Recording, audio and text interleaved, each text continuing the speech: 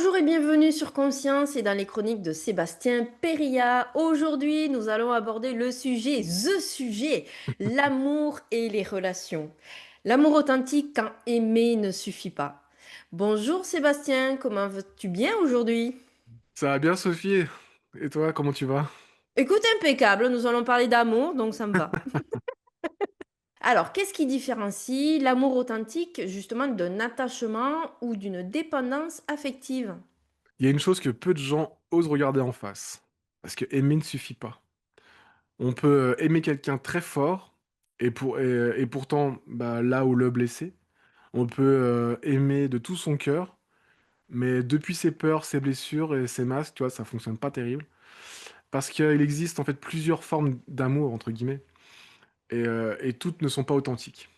La plupart des couples ne séparent pas comment dire, ne se séparent pas par manque d'amour.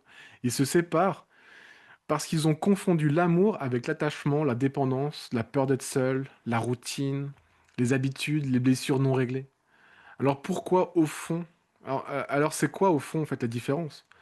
L'amour authentique, pour moi, hein, encore une fois, c'est ma vision, pour moi, elle rend libre. Parce que l'attachement enferme. Dans l'attachement, tu as peur de perdre, et dans l'amour authentique, tu as envie d'offrir. Toi, l'attachement va plutôt te dire reste avec moi parce que je me sens en sécurité. Bah, l'amour authentique, lui, va plutôt dire je suis déjà complet, partageons ce qui nous élève. Tu vois? Et l'attachement exige et l'amour authentique inspire. Ensuite, l'amour authentique repose sur un je solide.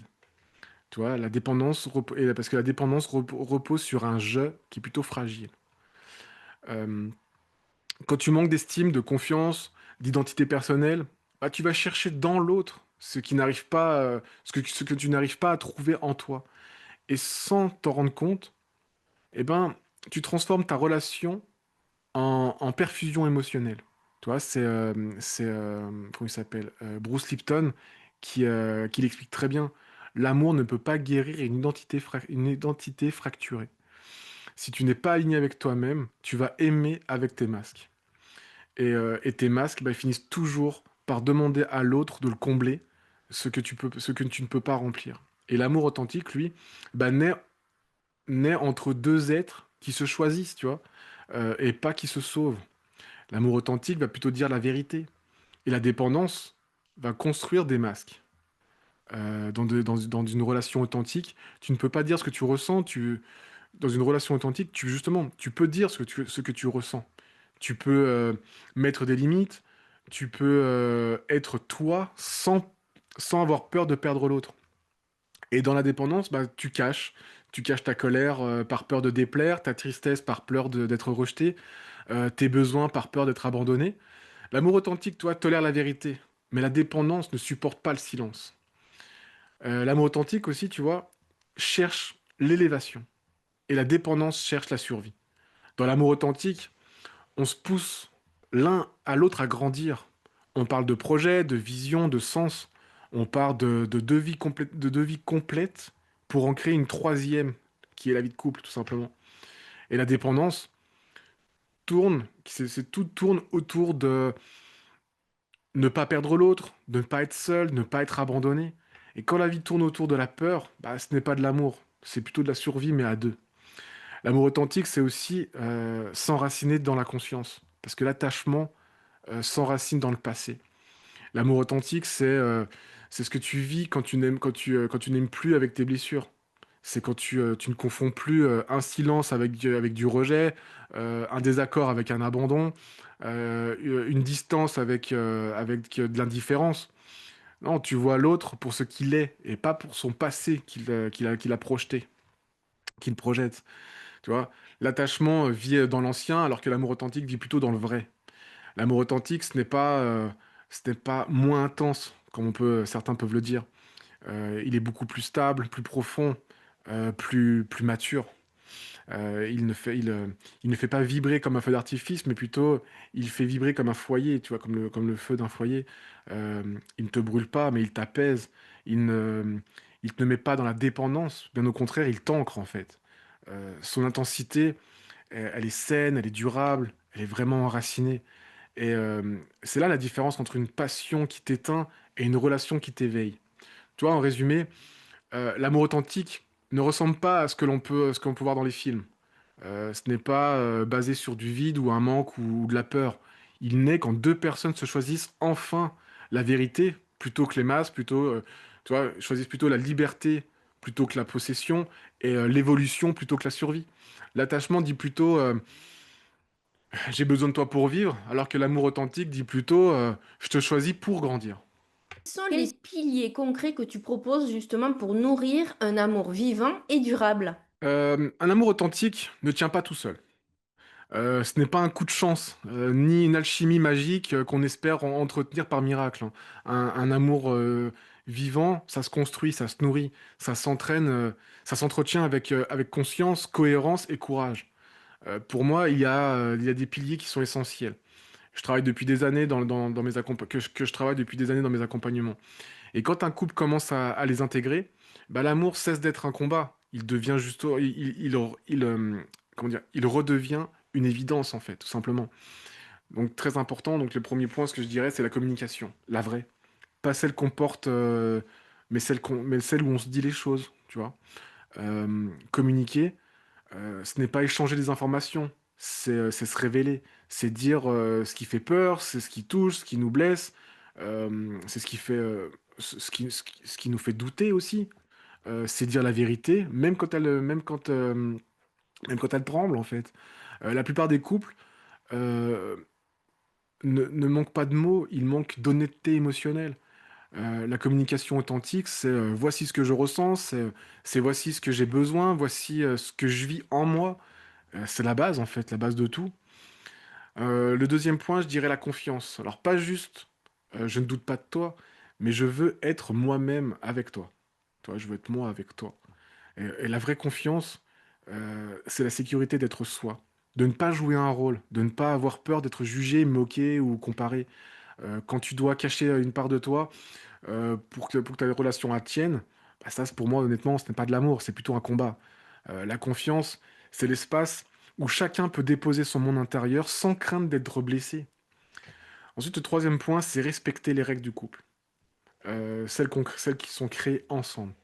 Tu vois, chaque couple a ses règles, a ses valeurs, a son cadre. Et un couple solide, bah, c'est deux personnes qui définissent ensemble ce qui est OK et ce qui ne l'est pas.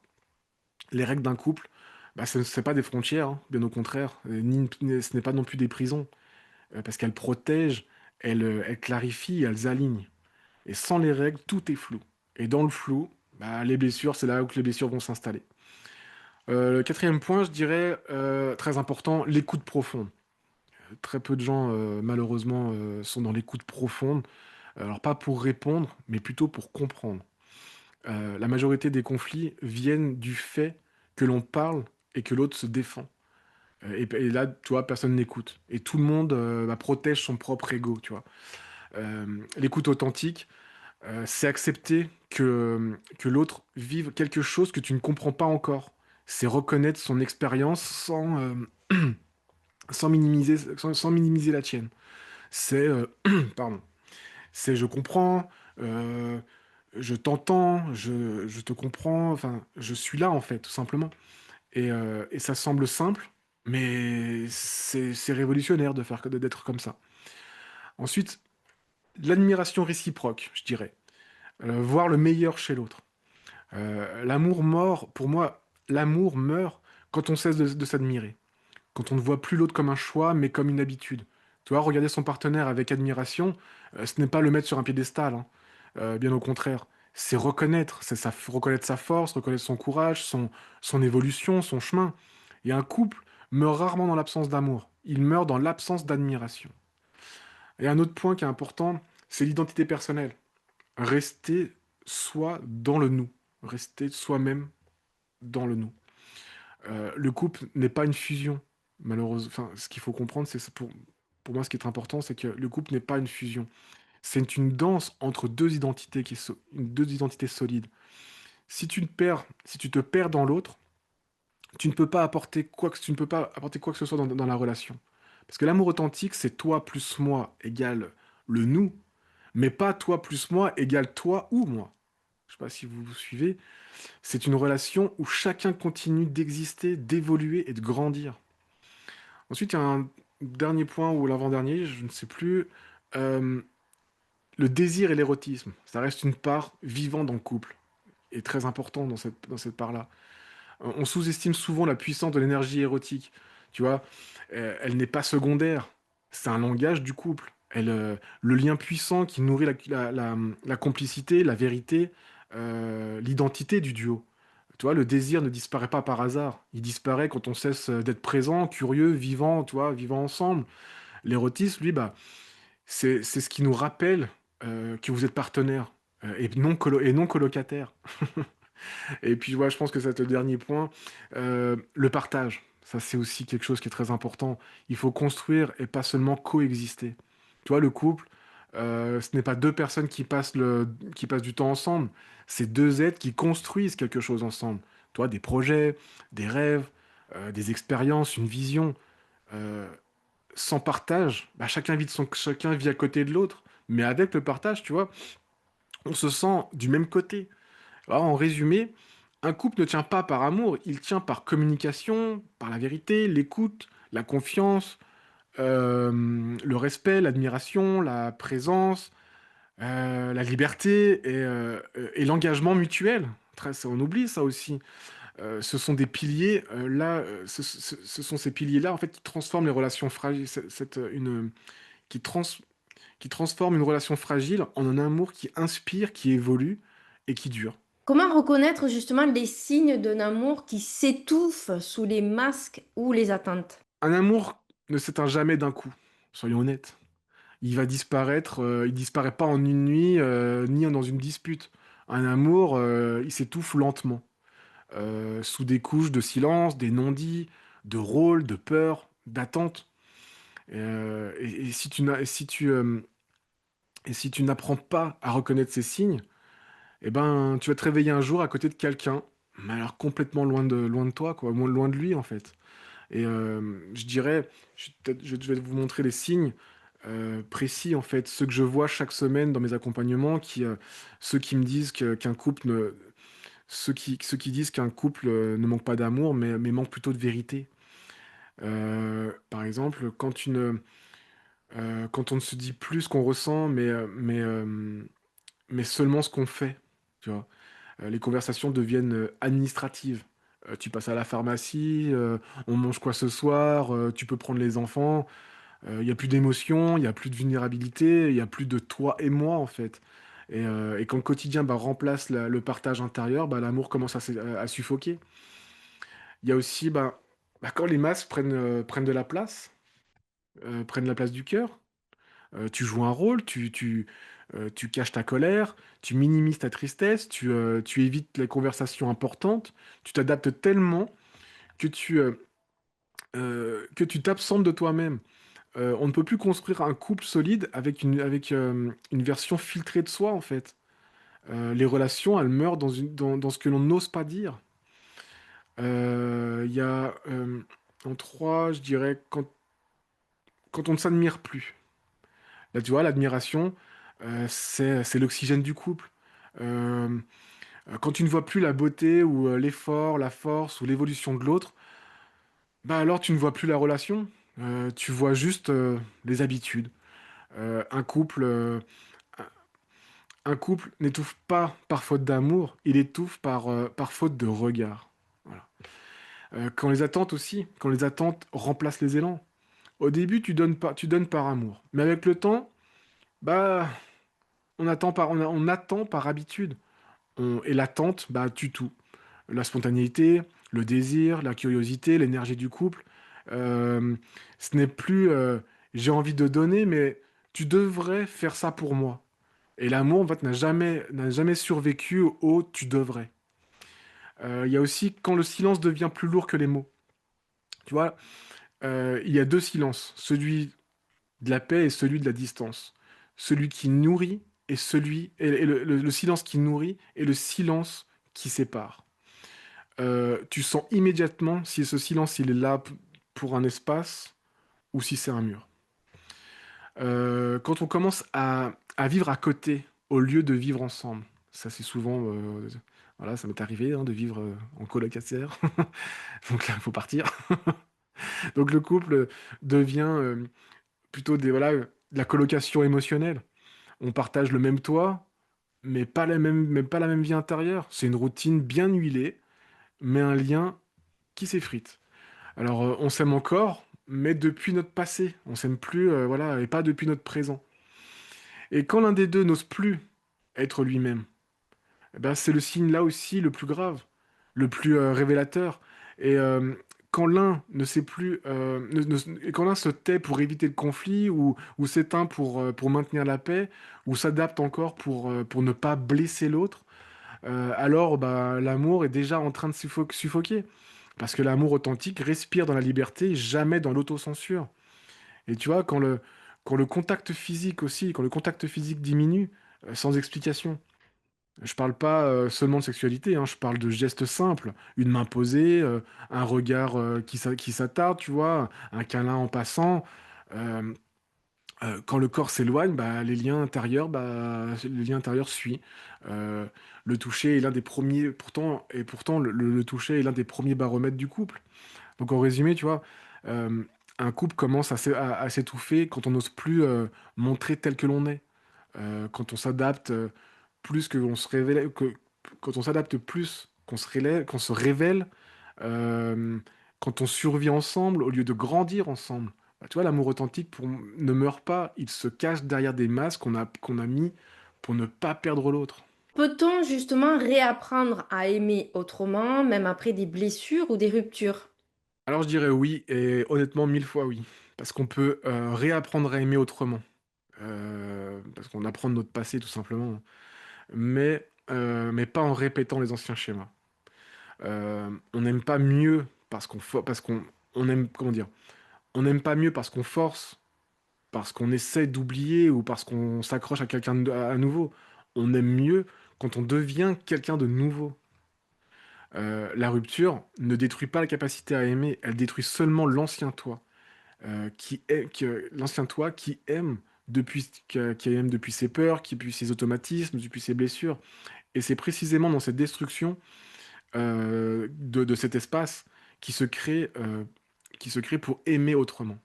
Tu vois, reprendre à aimer commence à réapprendre réapprendre à aimer commence à réapprendre à te reconnecter, à te, ren- à te rencontrer en fait. Euh, Tu ne peux pas aimer juste si tu ne te connais pas, parce que si tu ignores tes blessures, tu vas aimer, mais avec elles, avec tes blessures. Donc tu vas tu vas projeter ton passé, tu vas revivre les mêmes scénarios, choisir les mêmes dynamiques, répéter les mêmes erreurs, en fait, tout simplement. Par contre, aimer autrement, c'est d'abord te demander bah, qui je suis devenu depuis ma douleur. Qu'est-ce que qu'est-ce que je ne veux plus revivre? Qu'est-ce que j'ai compris de moi, en fait? Et tu redeviens, euh, tu reviens dans un nouveau point de départ. Les blessures, tu vois, n'est pas un obstacle. C'est une initiation, tout simplement. Les blessures amoureuses sont brutales, hein, ça, croyez-moi, je sais ce que je dis. Comment dire, elles retournent le cœur, elles secouent votre âme, elles font vaciller un peu votre identité. Euh, mais ce sont aussi des moments où tu peux apprendre ce que tu aurais dû apprendre il y a bien plus tôt, tu vois, tes limites, tes besoins, euh, tes non-négociations, on va dire, ta manière d'aimer, ta manière d'être aimé. La rupture te redonne un miroir que tu avais refusé pendant des années.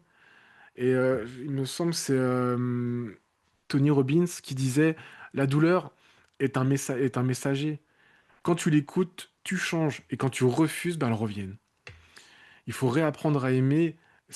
Réapprendre à aimer, c'est reconstruire ton identité émotionnelle. Pas avec quelqu'un, mais avec toi. La plupart des gens entrent dans une relation, en fait, alors elles se sont même pas reconstruites à l'intérieur. Elles espèrent que l'amour va refermer leurs blessures, alors qu'en fait, la blessure finit toujours par abîmer justement l'amour qu'ils reprennent. Aimer autrement signifie plutôt apprendre à dire la vérité, reconnaître tes peurs, accueillir tes émotions, accueillir arrêter de jouer un rôle, guérir ta propre dépendance, réinstaller tes valeurs personnelles. Et c'est ce qui fait un jour où tu pourras dire, je n'aime plus, je n'aime plus pour être validé, mais j'aime pour partager en fait. Et tu vois, bah, on réapprend à aimer quand on cesse de chercher quelqu'un qui veut nous réparer. Les relations les plus dangereuses, c'est celles où on attend que l'autre soigne notre passé. Euh, t'imagines, ça met sur des épaules de l'autre personne ben, tous les manques, les traumas, les vieux scénarios en fait que tu as. Et quand tu guéris une partie de toi, tu n'as plus besoin que quelqu'un d'autre te sauve. Tu veux juste en fait qu'on t'accompagne. Euh, et ça change tout, honnêtement. Parce que l'amour devient un choix et du coup pas un refuge. Alors oui, tu vois, on peut aimer autrement, parce qu'on peut redevenir aussi quelqu'un d'autre. Ce n'est pas l'amour qui fait mal, c'est plutôt les blessures non traitées qui s'invitent dans l'amour. Mais quand tu guéris, tu n'aimes plus avec ta jalousie, avec ta peur, avec le manque ou la dépendance ou ton hypervigilance ou ton abandon intérieur. Par contre, tu vas plutôt aimer avec ta clarté, avec ton discernement, avec ta maturité, ta conscience, ta liberté. Et ce n'est pas ce que tu deviens, c'est pas parce que tu deviens moins sensible, tu deviens plus vrai en fait. On peut réapprendre à aimer, mais pas en cherchant quelqu'un d'autre, en devenant quelqu'un de plus entier, plus aligné, plus vrai. Toi, l'amour authentique n'apparaît pas par magie, il apparaît quand tu ne fais plus, quand tu ne fais plus de ton partenaire la solution, mais plutôt un compagnon de route. Tu vois, on réapprend pas à aimer en retrouvant quelqu'un, mais en se retrouvant soi. À partir de là, un amour authentique peut enfin naître. Alors merci d'avoir pris le temps avec moi. Prends soin de ton corps et ton âme s'en souviendra. On se retrouve très bientôt dans une prochaine chronique. Eh bien, merci Sébastien. On se retrouve la semaine prochaine sur Conscience et nous parlerons du couple, de vie, comment évoluer sans se perdre. Merci, à bientôt.